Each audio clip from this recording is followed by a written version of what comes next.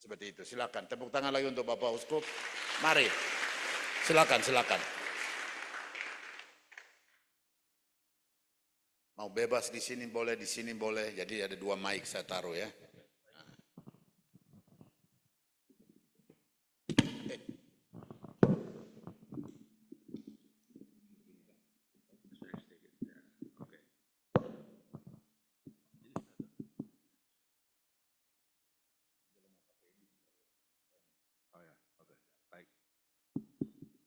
Shalom.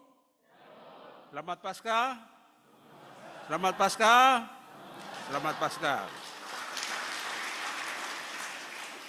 Mari kita beri kemuliaan bagi Tuhan dengan penuh kemuliaan. Teman-teman yang di Zoom, selamat Paskah juga. Selamat Paskah teman-teman di Zoom. Selamat Paskah. Selamat Paskah. Selamat Paskah. Selamat Paskah. Selamat Paskah. Bangkit. Paskah, Pastor. Haleluya. Katakan bangkit, kalau saya bilang Kristus bangkit. Haleluya. Kristus bangkit. Yesus bangkit. Haleluya. Bangkit, haleluya. Yesus bangkit. Haleluya. Kristus bangkit. Yesus Kristus bangkit. Bangkit. Haleluya. Kristus bangkit. Haleluya. Terima kasih. Amin. Saya sudah diperkenalkan. Nama saya Januarius Theophilus Matopai. Yo.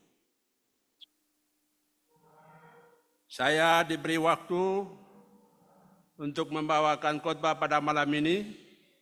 Dengan senang hati, saya menerima tawaran dari kakak saya, Pendeta Pius, rambut putih, jenggot putih.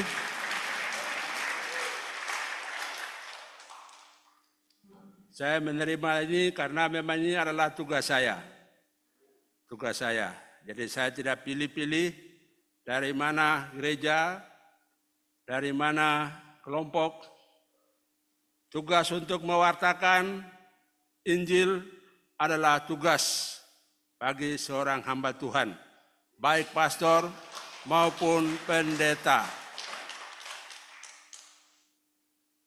Seringkali kita dalam organisasi, dalam gereja, kita ada sekat-sekat, kita ada batas-batas, takut jangan sampai ada pengaruh-pengaruh, takut jangan sampai umatnya dibawa ke sana kemari. Ya, bolehlah saya taat juga supaya ada batas-batas yang jelas, tidak apa-apa. Itu baik, saya tidak mau lawan aturan itu. Supaya jelas, supaya bagi umat, bagi jemaat juga jelas dan tegas bahwa ini umat dari gereja ini umat dari gereja ini. Ada batas-batas, itu jelas, tidak apa-apa. Tetapi untuk mewartakan Injil, untuk mendengarkan sabda Tuhan adalah tugas kita bersama. Tanpa pandang dari gereja mana, tanpa pandang dari organisasi mana. Karena itulah saya hadir memenuhi undangan ini. Mari kita berdoa. Allah Bapa yang penuh kasih, agar supaya kami juga mati dan bangkit bersama dengan Tuhan Yesus, yang adalah Tuhan Juru Selamat bagi kami, yang adalah Tuhan sumber kehidupan bagi kami. Berikanlah rahmat-Mu supaya kami tetap percaya dan tetap setia kepada Dia, kepada Yesus Kristus yang adalah Juru Selamat bagi kami. Tidak ada pemimpin di dunia ini yang dapat memberikan keselamatan, hanyalah melalui Tuhan Yesus. Dia yang telah mengorbankan diri bagi kami untuk menghapuskan dosa manusia. Dan dengan kuasa penuh Tuhan sendiri membangkitkan dia, memberikan kehidupan kekal. Supaya kuasa maut, kuasa dosa dikalahkan. Di semua yang ada di sini. Supaya kemuliaan Tuhan dapat terjadi dalam diri kami. Kami memuliakan nama-Mu, Tuhan. Melalui diri kami masing-masing. Sehingga nama-Mu dimuliakan di atas segala-galanya. Karena Engkau adalah Tuhan kami dan kami anak-anak-Mu. Kami mohonkan ini lewat Yesus Kristus yang adalah Tuhan dan Juru Selamat, hidup dan berkuasa kini dan sepanjang masa. Amin. Mari saudara-saudari, kita membuka Markus 16.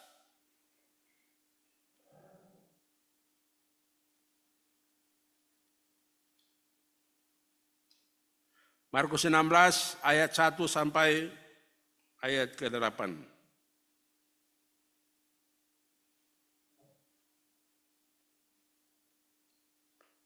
Kita baca bergantian. Ayat yang ganjil dibacakan oleh kaum bapa, ayat yang genap dibacakan oleh kaum ibu. Markus 16 ayat 1 sampai ayat ke-8. 1, 2, 3. Setelah lewat hari Sabat, Maria Magdalena dan Maria ibu Yakobus serta Salomo membeli rempah-rempah untuk pergi ke kubur dan meminyaki Yesus. Ibu-ibu, wanita,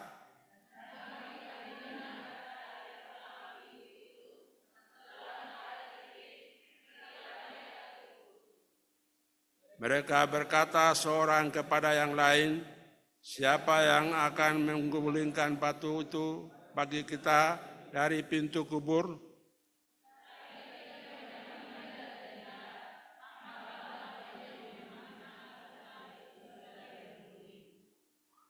Lalu mereka masuk ke dalam kubur dan mereka melihat seorang muda yang memakai jubah putih duduk di sebelah kanan. Mereka pun sangat terkejut. Demikianlah sabda Tuhan. Terpujilah Kristus. Saudara-saudari yang terkasih, kita sudah merayakan Paskah. Kemarin juga hari ini Paskah kedua. Bagaimana rasanya? Senang? Ada sukacita? Ada kegembiraan? Kita patut bergembira. Kita patut bersyukur. Kita patut bahagia. Karena apa?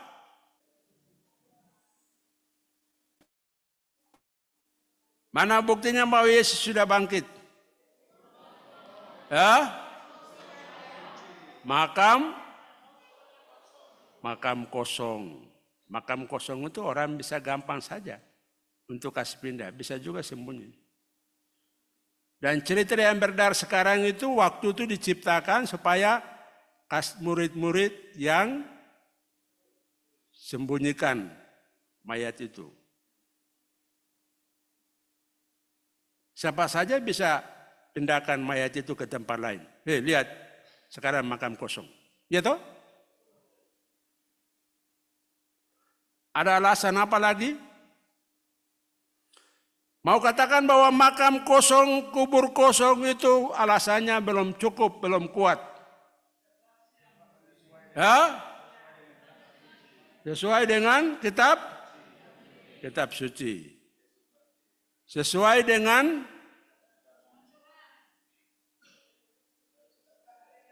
kesaksian Yesus menampakkan diri. Jadi pada waktu perempuan-perempuan itu pergi bawa rempah-rempah, mau melumuri mayat Yesus, di sana kubur kosong. Dan mereka bertemu dengan seorang malaikat yang pakai jubah putih. Kamu lihat siapa di sini? Mau cari siapa? Tuhan Yesus sudah bangkit.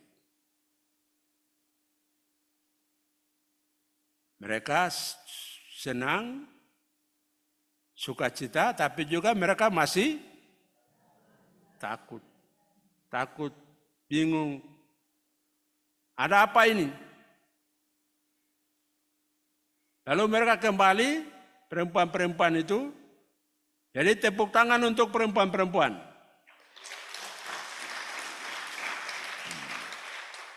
Perempuan-perempuan itu adalah saksi kebangkitan yang pertama. Sekalipun perempuan-perempuan ini diperlakukan tidak adil oleh kaum laki-laki. Ya. Sekalipun perempuan-perempuan ini tidak dianggap oleh kaum laki-laki. Ya. Ya toh? Pasti tidak semua. Macam tadi pendeta Albius bilang pasti tidak. Pasti juga kalian yang ada di sini sejumlah besar tidak. Mungkin ada sejumlah yang masih anggap perempuan masih bawah. Itu adat budaya begitu. Budaya orang Yahudi juga sama. Orang Yahudi juga orang yang anggap laki-laki itu hebat. Perempuan masih di bawah, rendah. Tetapi pada waktu kebangkitan Yesus, pada waktu melihat makam kosong adalah perempuan. Perempuan yang memberitahu kepada para rasul. Petrus dan Yohanes juga diberitahu. Mereka datang terlambat. Kenapa laki-laki tidak muncul pertama? Ya, takut.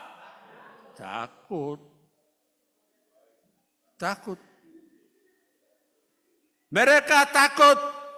Mereka punya satu trauma yang besar. Karena mereka melihat dengan mata sendiri bahwa Yesus Tuhan yang mereka percaya diperlakukan tidak adil oleh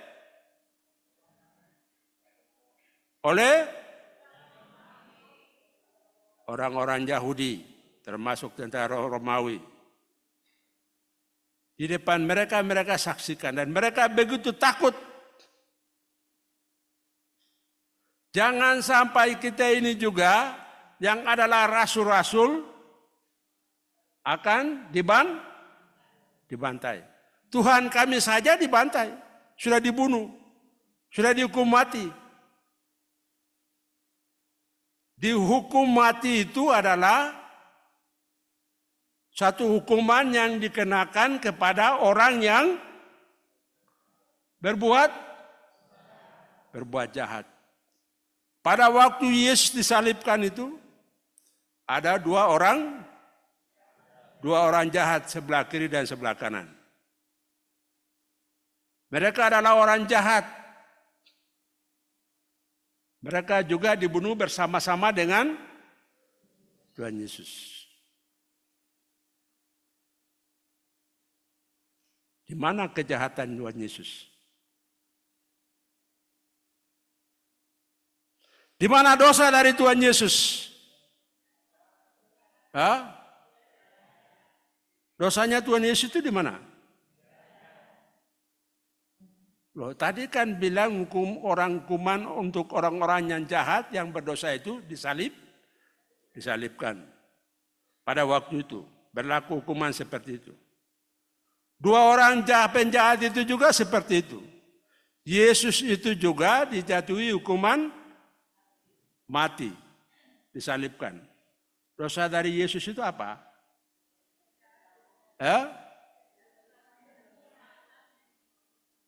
Ya biasanya kan orang yang jahat, orang yang melanggar peraturan, ataukah membunuh orang, ataukah melakukan pencurian, ataukah dosa yang besar dan segala macam itu yang dibunuh dan ditangkap, diadili. Ya toh? Yesus itu juga diadili, benar? Dia dibawa ke Pilatus. Apa dosa yang ditemukan oleh Pilatus atas Yesus? Tidak ada. Tapi kenapa Yesus ditangkap, disensarakan? Ya, karena menyamakan diri dengan, itu menurut siapa? Menurut ahli Taurat. Tuduhan-tuduhan yang disampaikan pada waktu mereka bertemu, mereka bawa kepada Pilatus. Tuduhannya adalah ia ini menyamakan diri dengan Allah. Padahal dia ini adalah manusia biasa.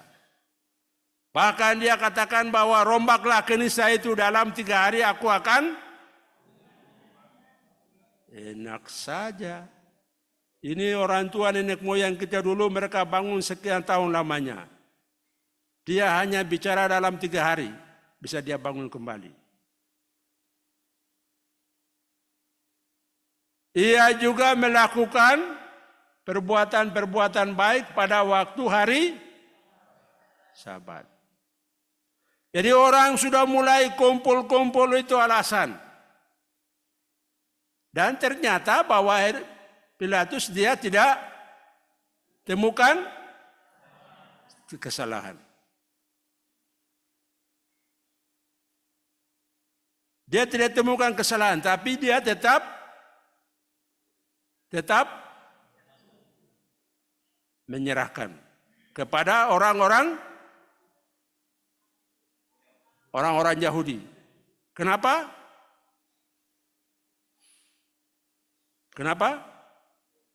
Karena dia takut pada orang Yahudi. Tapi dia takut kehilangan muka. Kalau saya bebaskan Tuhan Yesus, maka orang-orang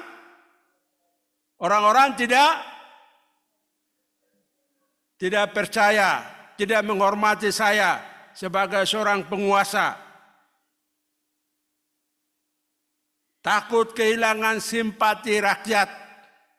Takut kehilangan dukungan suara dari rakyat.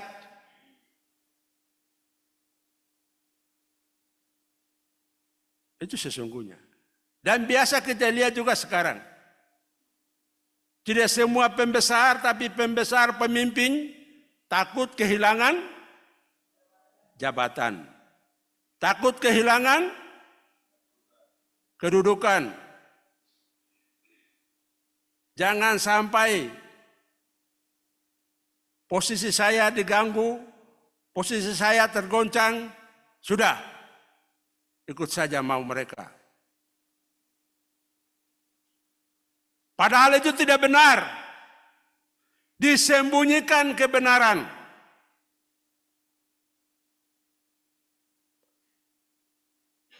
Pilatus dia sembunyikan kebenaran. Kalau memang dia mau tegakkan kebenaran, dia bisa katakan orang ini tidak ada kesalahan. Dan sekarang saya bebaskan. Mestinya kan begitu. Tapi dia takut kehilangan simpati rakyat, maka ya silakan. Kamu mau salibkan dia, silakan. Yang penting saya cuci tangan. Banyak pemimpin di dunia, banyak pemimpin di negara kita juga melakukan hal yang sama. Takut kehilangan simpati rakyat, takut kehilangan kedudukan, kekuasaan, harta,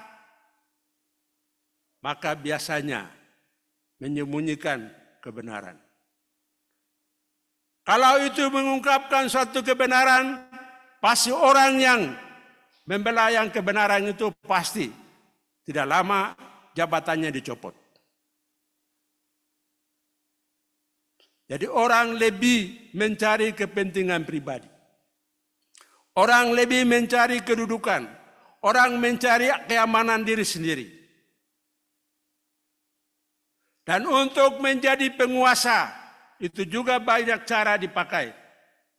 Banyak cara dipakai. dengan cara money politik pada waktu pilpres atau pileg, dengan cara licik orang gunakan berbagai cara agar supaya merebut kekuasaan, dengan cara merebut suara, supaya bisa menjadi penguasa. Sama dengan mental dari Pilatus. Mental Pilatus sama. Maka Yesus justru dikorbankan. Lalu kenapa Yesus diam? Kenapa Yesus diam? Yesus terima saja. Yesus terima bodoh-bodoh.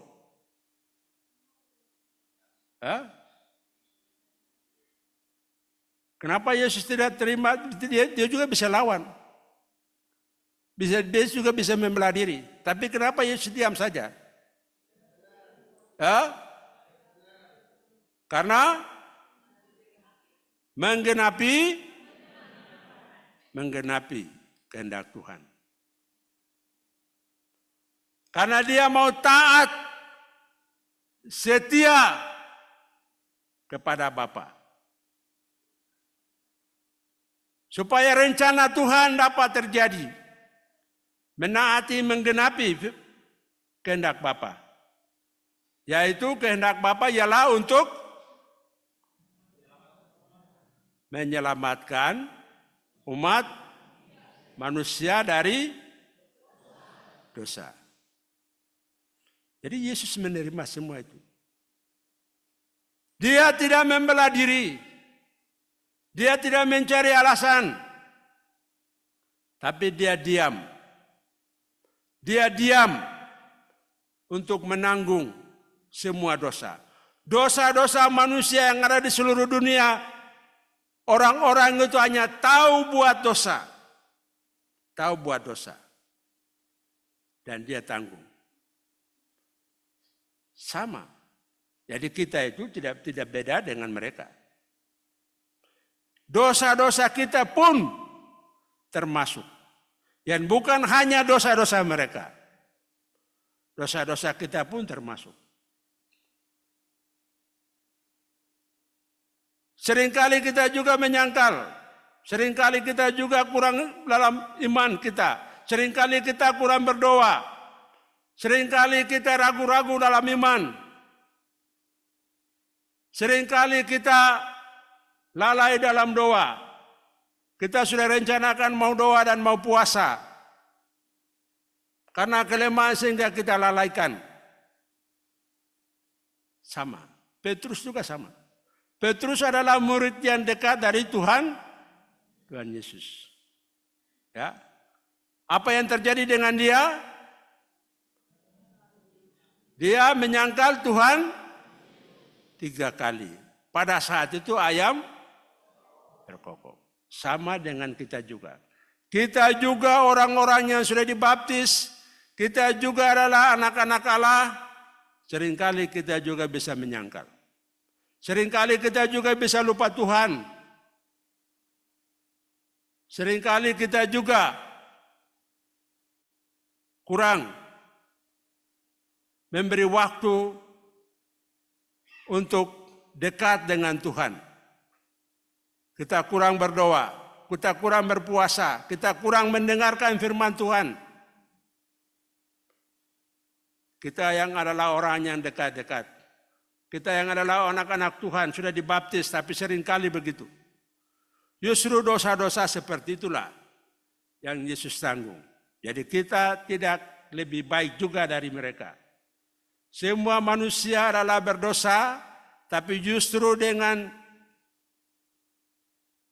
kasih Tuhan melalui putranya Yesus Kristus, ia sudah menyelamatkan kita. Ia sudah menebus dosa-dosa kita. Maka pada hari ketiga Yesus itu bangkit. Bangkit dari kubur. Dan disaksikan oleh perempuan-perempuan itu dan juga para para murid. Agar supaya para murid itu percaya, maka Yesus itu datang menampakkan diri. Apakah Yesus datang menampakkan diri satu kali saja? 2 kali? 3 kali? Yesus datang menampakkan diri kepada para murid itu berulang-ulang. Bukan satu kali jadi. Selesai. Kenapa begitu? Kenapa Yesus datang berulang-ulang? Kenapa Yesus datang berulang-ulang menampakkan diri kepada mereka? Ya? Karena supaya para murid itu percaya bahwa dia sudah hancur. Hancur iman mereka. Saudara-saudari yang terkasih. Sudah hancur, sudah pada titik nol. Iman mereka kepada Yesus itu sudah nol. Zero. Untuk apa bicara tentang Tuhan Yesus? Mereka sudah pada tingkat trauma yang berat. Tadinya kami sudah pikir bahwa dia adalah Tuhan, akan menjadi Tuhan, tapi dia sudah disalibkan. Sudah tidak ada lagi harapan. Tidak ada iman lagi. Sudah hancur berkeping-keping.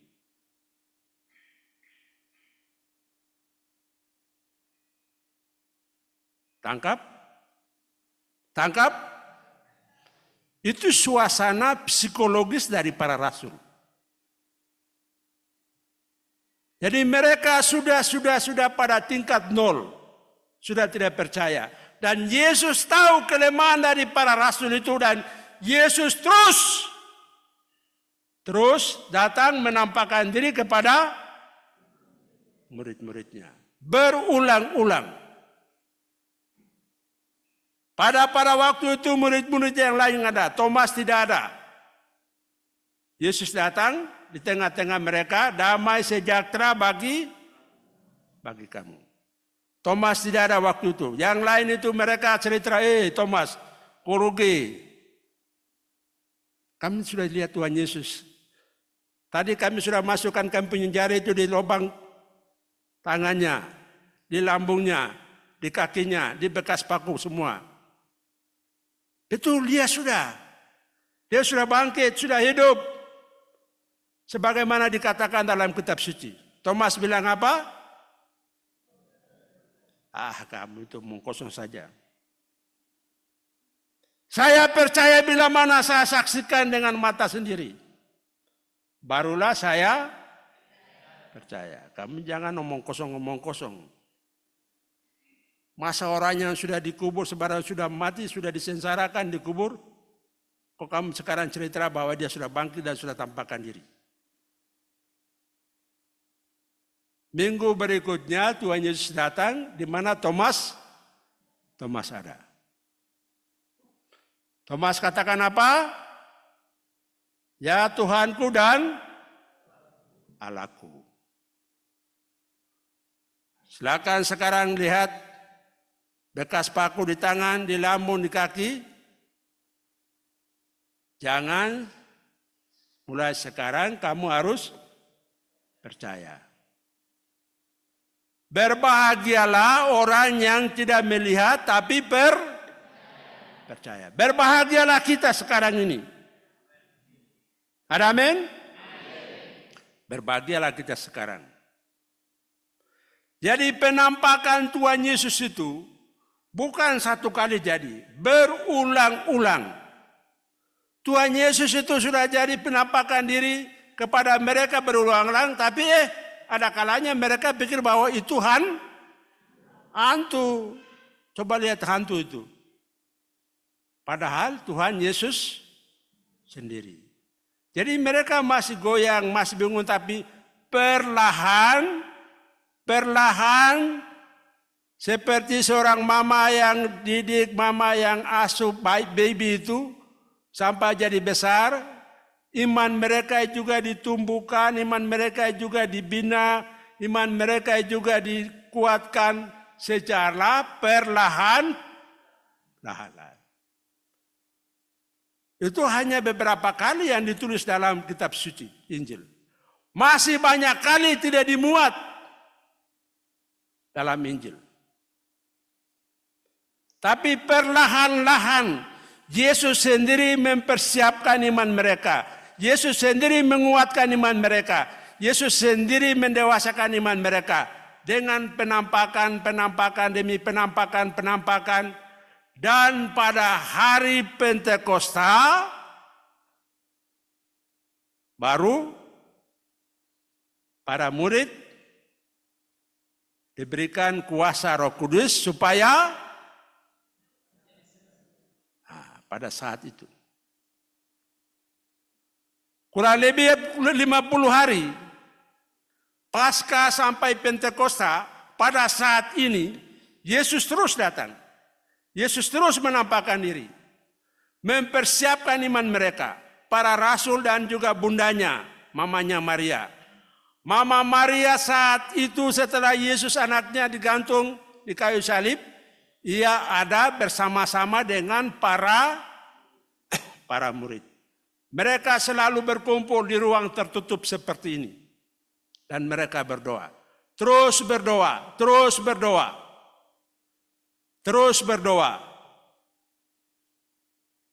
Mereka ada di tempat yang tertutup seperti ini. Terus berdoa. Karena itu memang penting bahwa ada rumah doa seperti ini. Dan bahwa adalah penting bahwa kita terus berdoa dan berpuasa. Supaya rahmat dari Tuhan itu bisa diberikan kepada kita. Supaya kasih karunia Tuhan itu bisa diberikan kepada kita. Supaya anugerah-anugerah itu diberikan kepada kita. Adalah penting untuk kita ada dalam satu ruangan seperti dan terus berdoa. Sambil berpuasa. Jadi ini bukan suatu hal yang baru. Untuk kalau orang datang berkumpul di ruangan tertutup, ini bukan satu hal yang baru. Sudah sejak dulu seperti itu. Bunda Maria dengan para rasul itu dalam situasi yang mencekam di luar sana. Mereka dalam ketakutan, mereka dalam kebimbangan, mereka dalam tidak jelas arahnya. Tapi mereka terus kumpul untuk berdoa. Berdoa dan terus berdoa.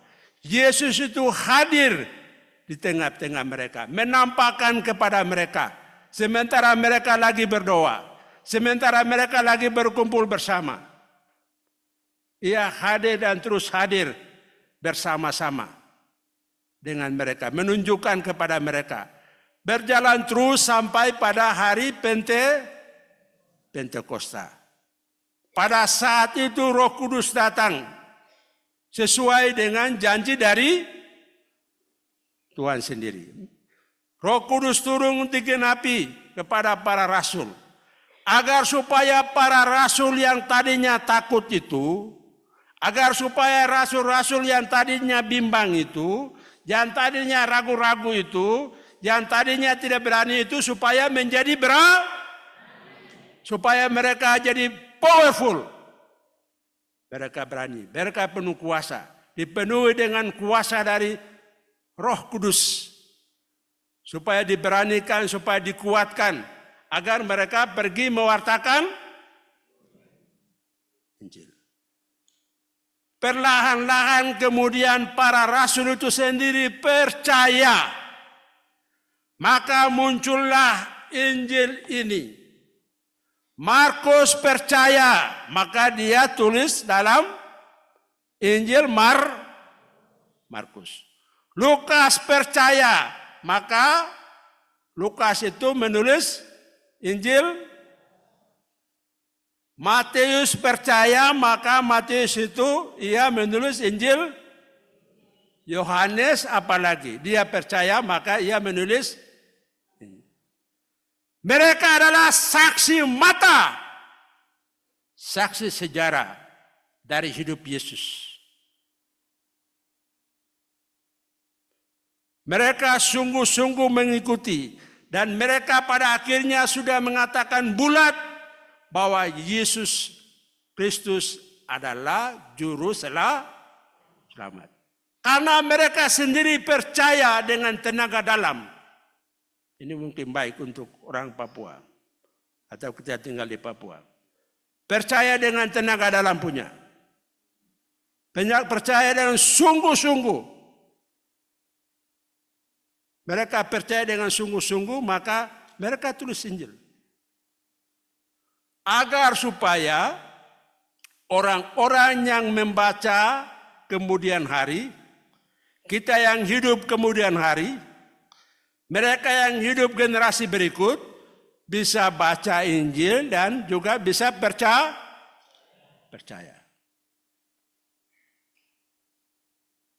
Jadi Injil yang firman Tuhan yang ada di sini, yang kita punya, yang kita baca, ini bukan firman Tuhan karang-karang. Ini bukan firman Tuhan supaya asal jadi. Tidak.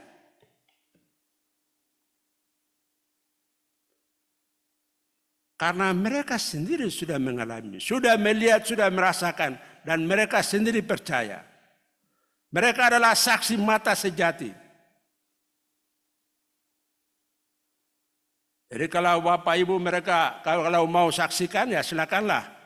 Dengan pendeta Elpius yang seringkali pulang pergi ke kampungnya, ke Tanah Suci. Saya anggap itu Pak Pendeta Elpius punya kampung. Karena selalu pulang pergi. Ya. Jadi cerita-cerita seperti ini, kalau mau merasakan sendiri, mau percaya sungguh-sungguh, tinggal ya tinggal kumpul uang, mohon berkat Tuhan, niatkan dan sekali waktu silakan berangkat ke Tanah Suci.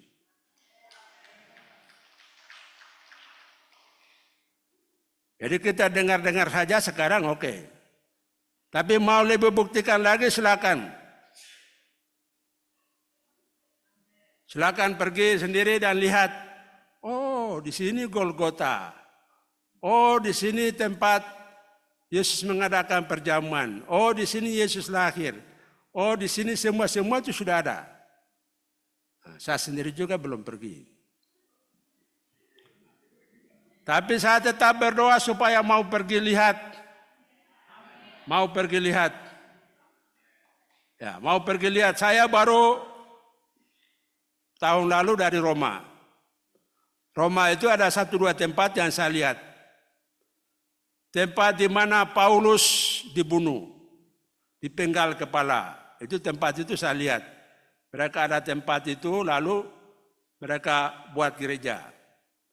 Tempat juga di mana saya lihat Petrus yang mau melarikan diri. Ya. Dia merasa bahwa dia sebagai pemimpin gereja berasa berat, banyak tantangan. Ya.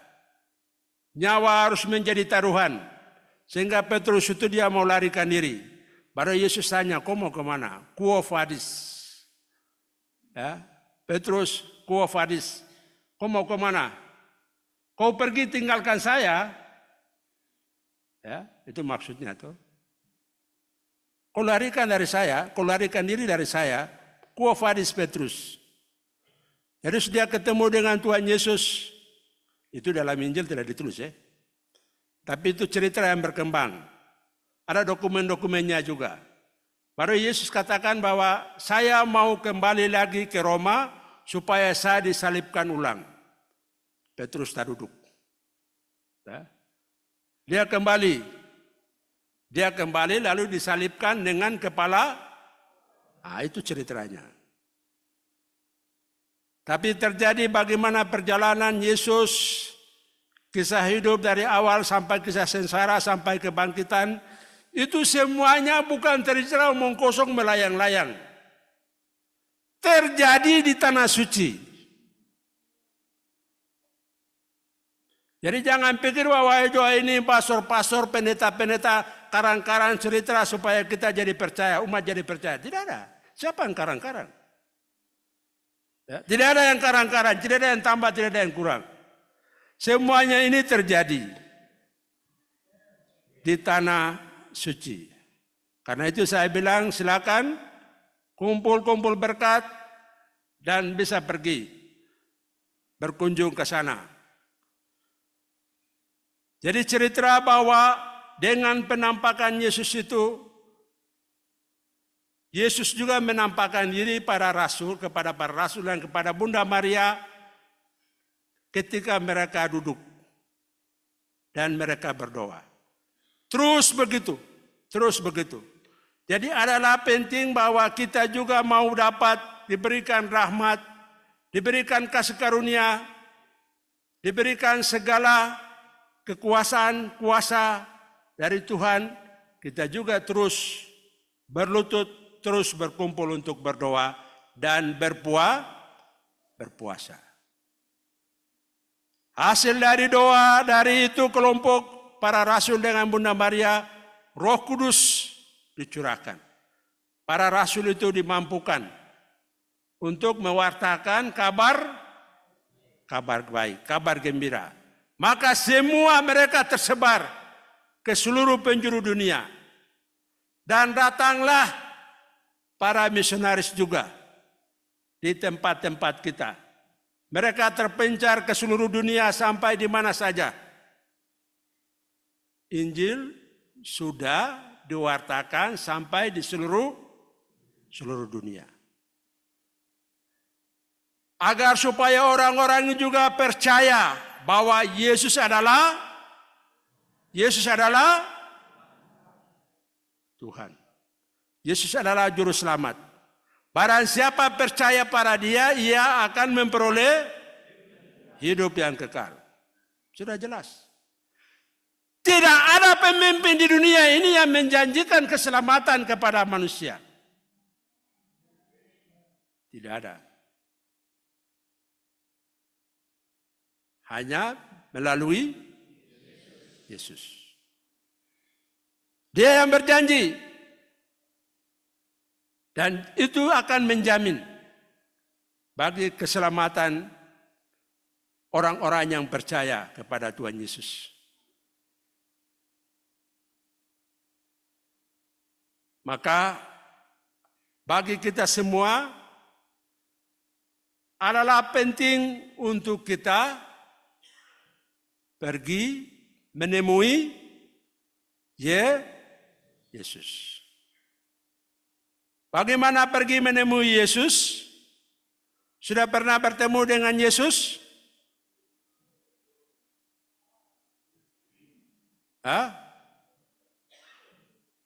Sudah ketemu dengan Tuhan Yesus? Ya, secara fisik. Secara fisik belum, tapi secara rohani? Ya, selalu kita buat. Kita bertemu dengan Tuhan Yesus dulu. Sebelum kita mau mewartakan Tuhan Yesus, kita perlu bertemu dengan Tuhan Yesus. Ya, lewat doa. Lewat doa dan puasa. Itu adalah satu cara bagaimana kita mau bertemu dengan Tuhan Yesus. Doa dan puasa. Yesus sendiri berdoa berjam-jam sampai semalam suntuk. Ia juga memohon petunjuk dari Tuhan supaya kehendak Tuhan itu mau dilaksanakan. Demikian juga Bapak Ibu Saudara-saudari yang terkasih. Kalau kita berkumpul berdoa bersama, kita berkumpul untuk puasa bersama, itu dahsyat. Dahsyat. Dahsyat. Tuhan pasti akan memberikan. Akan memberikan rahmat berlimpah. Jadi kita jangan ragu-ragu.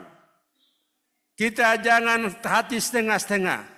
Oh, saya datang berdoa, saya puasa lagi, tapi saya masih pikir lagi apa yang saya tinggalkan di rumah. Pekerjaan ini, saya sekarang lapar, saya belum makan, tapi di rumah saya ada makan. Ya. Sekarang di rumah, sekarang saya haus, tapi di rumah ada minum. Ya. Itu setengah-setengah. Tapi kita mau berdoa, kita mau berpuasa berarti bulatkan niat kita. Bulatkan niat kita. Pada saat ini, pada jam ini saya berkomitmen untuk bertemu dengan Engkau Tuhan Yesus. Supaya Engkau mengangkat kelemahan-kelemahan saya. Supaya Engkau mengangkat keinginan-keinginan daging saya. Supaya Engkau angkat. Dan arahkan pikiran saya, arahkan hati saya, arahkan seluruh diri saya. Untuk mau memujimu, untuk mau menyembahmu, untuk mau bertemu dengan Engkau. Jadi harus komit. Harus komit.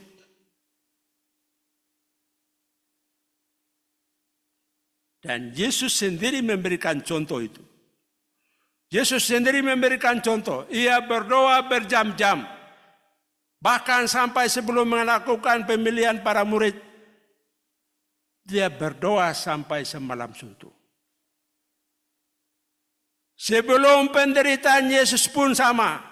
Ia masuk ke taman Getsemani dan dia berdoa. Biarlah piala ini berlalu daripadaku.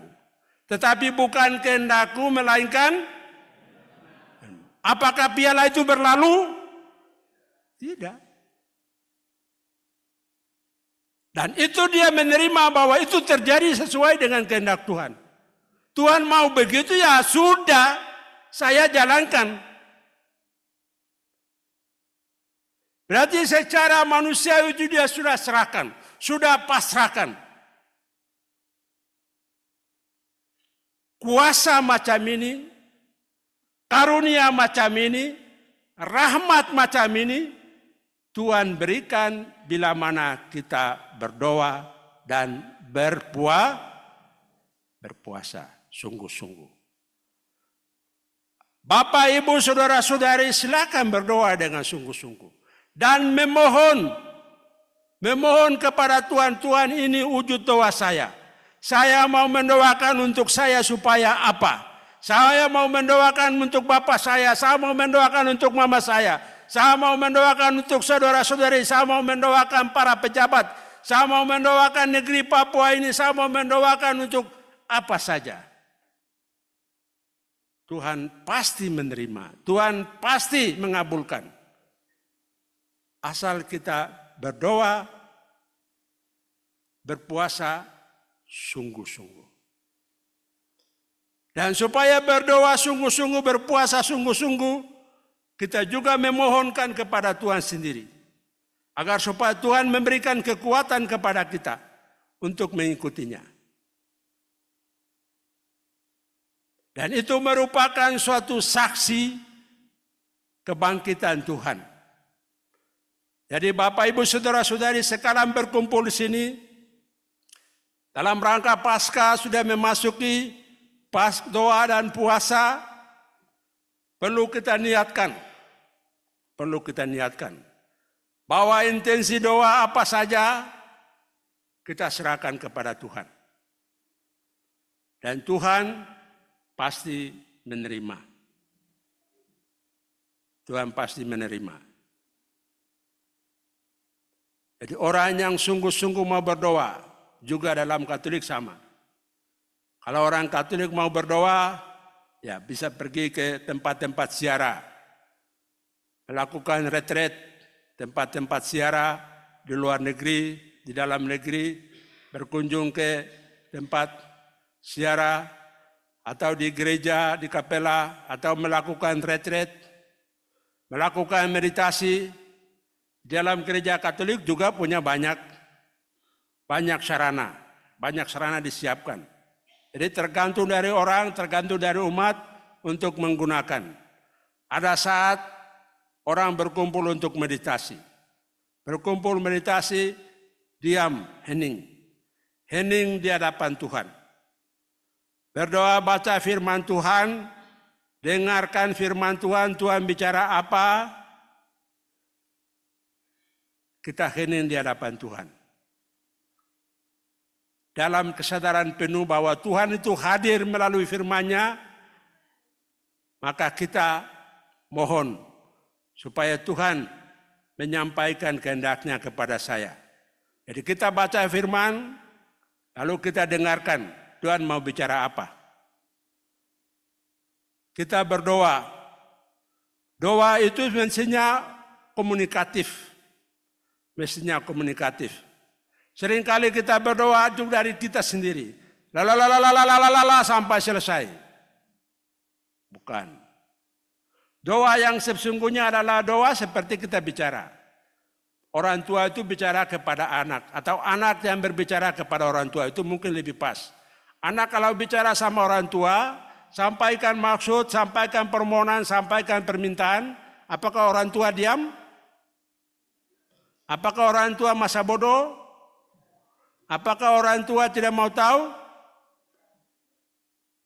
Pasti orang tua pasti menjawab sama. Doa itu juga begitu. Doa itu juga begitu. Doa itu adalah doa komunikasi dua arah. Kita bicara, lalu kita juga ada waktu untuk mendengar. Diam, hening. Jadi sebentar pada waktu doa dan puasa, ada waktu di mana berdoa, hening, atau sesudah itu jam 9 ke atas sampai besok pagi, ada waktu hening. Baca firman Tuhan, ayat-ayat mana yang tersentuh, lalu sampaikan. Bersabdalah ya Tuhan, maka hamba mendengarkan. Sampaikan pergumulanmu, sampaikan masalahmu, sampaikan kesulitanmu. Untuk juga misalnya menyangkut orang tua, menyangkut kampung, menyangkut keluarga, menyangkut famili, menyangkut pasar, menyangkut teman hidup. Menyangkut penderitaan yang dialami oleh orang Papua, menyangkut apa saja. Kita sampaikan. Dan kita perlu dengar. Dengar berarti kita dalam keheningan baca firman Tuhan dan kita diam dengar. Seperti tadi saya bilang, saya disuruh masuk tempat berdoa, saya berdoa dan saya beri waktu untuk dengar. Suara Tuhan itu pasti jelas kita bisa dengar. Dan itu harus biasakan. Harus biasakan. Tadi saya katakan bahwa pada waktu saya dengar dengan jelas, aku menyertai engkau. Pada saat itu saya masih takut, saya masih bingung siapa saya. Tuhan sendiri mengatakan, aku menyertai engkau. Jadi hal yang sama pun kita perlu menemui Tuhan sendiri. Terutama dalam doa dan puasa ini adalah kesempatan yang sangat bagus. Sangat bagus. Ada juga cara lain di mana menyepi. Menyepi cari tempat yang di luar keramaian, di luar kota, ke pinggir untuk berdoa. Supaya lebih enak, lebih hening. Saya harap bahwa ini kelompok yang besar, tidak perlu baku ganggu. Kalau sesudah doa bersama-sama, pujian sama-sama, sampai di kamar, masing-masing tahu tugasnya apa. Datang di sini untuk berdoa. Datang di sini untuk puasa dan doa. Tidak ada yang main kucing-kucing. Untuk itu kita serahkan. Tidak boleh kita pegang. Kalau kita pegang erat-erat keinginan kita, keinginan manusiawi, nanti banyak godaan. Nanti banyak godaan. Jadi kita mohon dengan rahmat Tuhan sendiri, kita pasrah Tuhan, saya mau buat ini. Tuhan sendiri berikan kekuatan kepada saya. Saya manusia tidak mampu. Beri kekuatan kepada saya. Supaya saya boleh puasa dan berdoa. Kita serahkan dan Tuhan pasti akan menolong kita. Di dalam Paskah ini kita berdoa untuk apa kepentingan. Dengan penuh iman. Dan adalah kesempatan juga supaya kita memperbaharui iman kita. Memperbaharui iman kita. Supaya iman kita menjadi kuat. Kuat terhadap Tuhan Yesus. Supaya Ia sendiri memimpin hidup kita. Melalui doa dan puasa seperti ini. Dan melalui doa dan puasa seperti ini juga, kita berdoa, kita berpuasa untuk berbagai kepentingan. Supaya ada buah-buah rohani. Supaya ada buah-buah rohani. Supaya ada kedamaian di tanah Papua ini. Supaya ada keadilan di tanah Papua ini. Supaya kita hidup damai. Supaya kita hidup sejahtera di tanah Papua. Buah-buah puasa dan doa ini adalah apa? Supaya kita hidup dalam suasana kasih. Kasih yang tidak mengenal perbedaan. Kasih yang tidak pandang bulu. Kau dari Papua, kau dari non-Papua, kau begini, kau begitu. Tidak ada cerita begitu. Sebagai anak-anak Tuhan, kita mau hidup bersaudara dalam kasih. Itu adalah buah dari doa dan puasa kita. Orang yang berdoa dan orang yang berpuasa adalah orang yang dapat mengelola diri, mengontrol nafsu, mengontrol segala hawa nafsu, mengontrol segala pikiran dan segala macam kekacauan dalam rohani. Supaya terarah sesuai dengan kehendak Tuhan. Orang yang hidup dalam doa dan puasa adalah orang yang selalu mengedepankan kepentingan bersama. Bukan untuk kepentingan diri sendiri. Berusaha untuk yang baik, berbuat yang baik, berbuat yang jujur, berbuat yang adil, berbuat dengan penuh kasih bagi orang lain, bagi siapapun. Orang yang rela untuk memberi, orang yang rela untuk melayani pada sesama, terutama mereka yang membutuhkan, yang miskin, yang lapar, yang mengharapkan pertolongan, yang sakit. Itu adalah buah dari doa dan puasa. Kita berdoa dan kita berpuasa agar supaya kebaikan Tuhan itu bagi dunia dapat dihadirkan. Karena semua orang di dunia ini tidak banyak, mungkin kelompok kecil yang berdoa dan puasa. Jangan pikir bahwa semua orang di dunia ini berpuasa, tidak. Jangan pikir bahwa semua orang di dunia ini berdoa. Tidak. Justru kita, Bapak Ibu yang sudah ambil waktu, sudah ambil niat untuk berpuasa, untuk berdoa, kalian ini dipakai oleh Tuhan.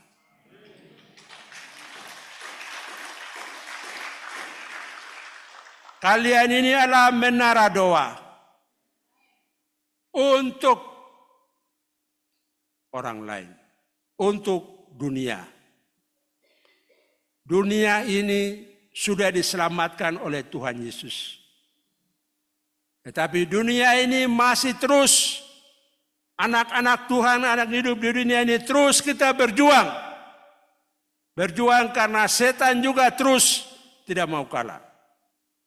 Setan dia membangun kerajaannya dan setan terus memberikan pengaruh-pengaruhnya kepada manusia. Supaya setan itu membujuk hati manusia. Orang-orang yang mau percaya pada Tuhan, orang-orang yang berdoa, setan katakan, kenapa kau mau berdoa? Sehingga banyak orang di dunia ini, banyak negara di dunia ini justru masih penuh dengan bahaya sekularis. Sekularis itu adalah bahaya duniawi. Orang pada pikir bahwa Tuhan di mana? Kamu berdoa untuk apa? Ke gereja untuk apa?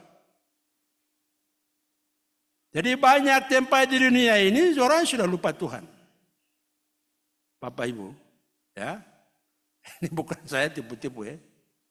Bukan saya tipu-tipu kamu tidak. Banyak negara di dunia ini, kita jalan keliling-keliling dunia ini. Banyak dunia, banyak tempat, banyak dunia yang orang sudah lupa Tuhan. Itu adalah bahaya sekularis. Orang itu pikir, Tuhan di mana? Tuhan kita sudah keliling-keliling di dunia sampai di bulan, kita tidak ketemu Tuhan. Berarti Tuhan tidak ada. Jadi menganggap diri adalah Tuhan, kesombongan yang luar biasa dalam diri Tuhan. Manusia bisa ciptakan itu, buat ini, buat itu, berarti manusia itulah yang Tuhan. Jadi banyak tempat itu orang tidak masuk lagi sembahyang. Gereja-gereja itu semua orang sudah jual. Jadi aula, tempat orang menikah, tempat untuk beracara. Itu bahaya sekularis. Jadi orang sudah simpan Alkitab di sudut. Syukur kalau simpan di Alkitab di sudut. Malah dalam rumah tidak ada Alkitab. Orang sudah lupa Tuhan. Ada juga bahaya hedonis. Orang cari kesenangan duniawi. Hiburan-hiburan malam. Seks bebas. Pokoknya pengaruh-pengaruh untuk kenikmatan duniawi. Cari kekayaan, cari kekuasaan. Hanya untuk senang-senang. Hanya untuk foya-foya. Ada juga konsumeris, harta, uang, semua. Saya tidak iri kalau orang itu punya kekayaan. Saya tidak iri kalau orang itu punya uang. Saya tidak iri kalau orang itu punya apa-apa. Silakan saja. Tapi yang maksudnya saya mau sampaikan adalah jangan menomorsatukan harta duniawi. Jangan memuja uang. Jangan memuja pangkat. Jangan memuja kedudukan. Karena harta, uang, pangkat, mobil, ini, itu segala adalah harta duniawi yang kalau kita meninggal, kita akan tinggalkan. Barang-barang ini kan tidak menjamin. Barang ini kan hanya sesaat saja kita gunakan. Yang menjamin adalah Tuhan Yesus. Hiduplah bersama dengan Dia. Hiduplah selalu bertemu dengan Dia. Melalui doa dan puasa seperti ini. Melalui membaca Alkitab, firman Tuhan, dan tekun untuk melaksanakannya. Hiduplah dengan Dia, bertemu dengan Dia, dengan berbuat yang baik kepada orang-orang lain. Terutama orang-orang kecil, orang-orang miskin, orang-orang susah. Orang-orang yang diperlakukan tidak adil, diperlakukan tidak manusiawi, kita mesti berjuang.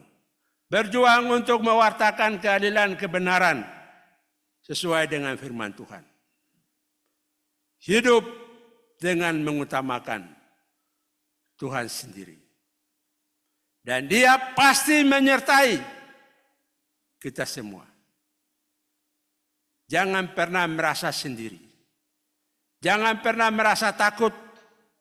Jangan pernah merasa bahwa saya tidak mampu.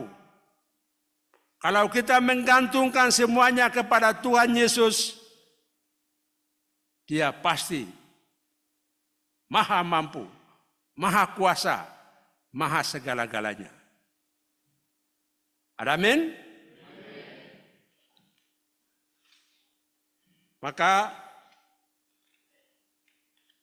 pada akhir dari renungan atau khotbah saya ini, saya mau mengajak agar supaya kita sungguh-sungguh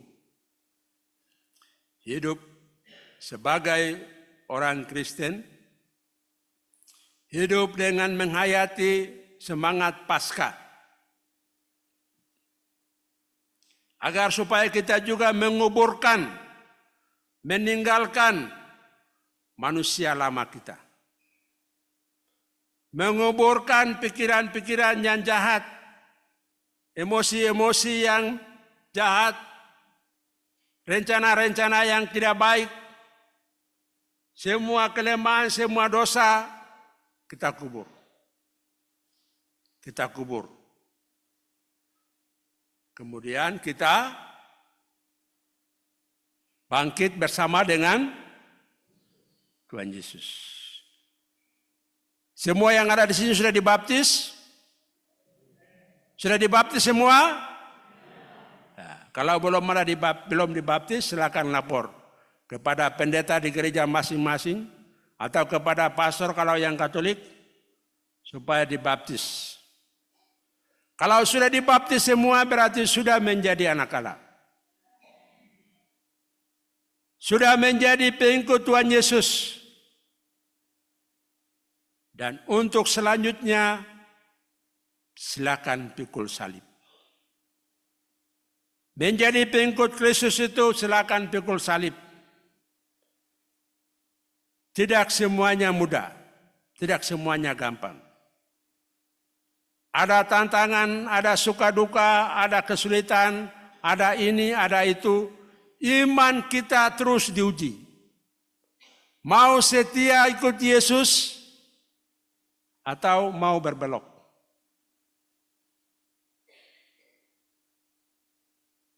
Ada yang mau berbelok dari Tuhan Yesus? Ada yang mau seperti Petrus? Ada yang mau menyangkal Tuhan Yesus? Kalau orang kasih uang sekian miliar, silakan ikut dia punya keyakinan. Mau? Kalau orang kasih wanita cantik supaya kawin dengan dia lalu masuk dia punya agama, mau? Kalau orang kasih jabatan supaya ikut dia punya kepercayaan, mau?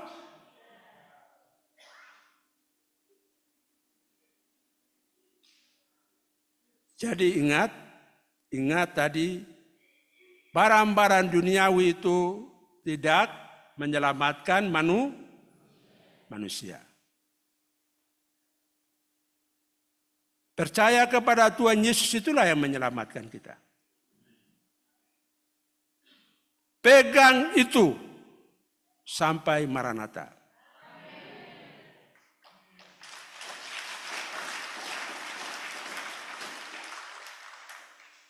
Biar kita susah, biar kita ada masalah, biar ada ini, biar ada itu. Ada kita punya Tuhan.